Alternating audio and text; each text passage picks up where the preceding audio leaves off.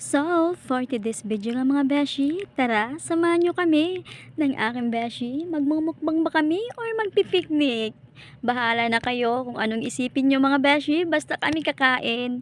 Ang akala ko nga rin, mag-walking kami ng aking beshi, yun pala. Kakain lang pala kami dito.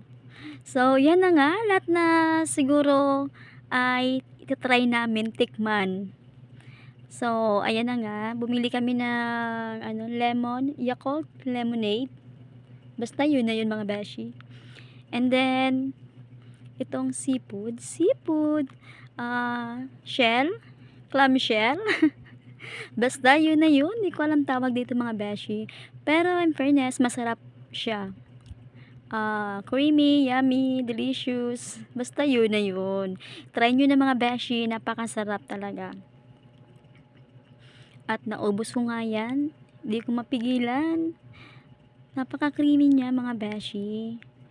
So, first time ko makakain ng ganitong shell na inihaw. So, napakasarap talaga ang lasa niya. At ito naman yung balut na grill. Masarap din po yan. And medyo maanghang yung nilagay ng beshi ko ditong seasoning. Seasoning, basta yun na yun. At pwede ka mamili kung anong gusto mo ilagay ng mga seasoning. May suka, may chili, may toyo ba yun? Basta yun na yun. So, napakasarap. Yan ang una kong naubos. Balut grill. Masarap. So, andito kami sa may gilid ng dagat. Gilid ng dagat. Sa tabing dagat. So, masarap naman kaya yung hangin dito. Medyo malamig yung simoy ng dagat. Basta, yun na yun. So, nagpiknik nga kami. So, plano sana namin ay magwa-walking.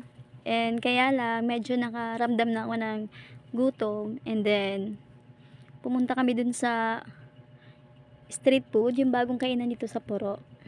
And then, ang sarap din ng Yakult lemonade. And then, ayan, napakasarap talaga.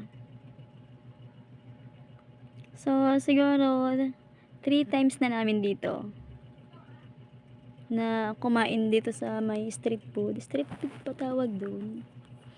Basta yun na yun, mga beshi. So, siguro mga 8 o'clock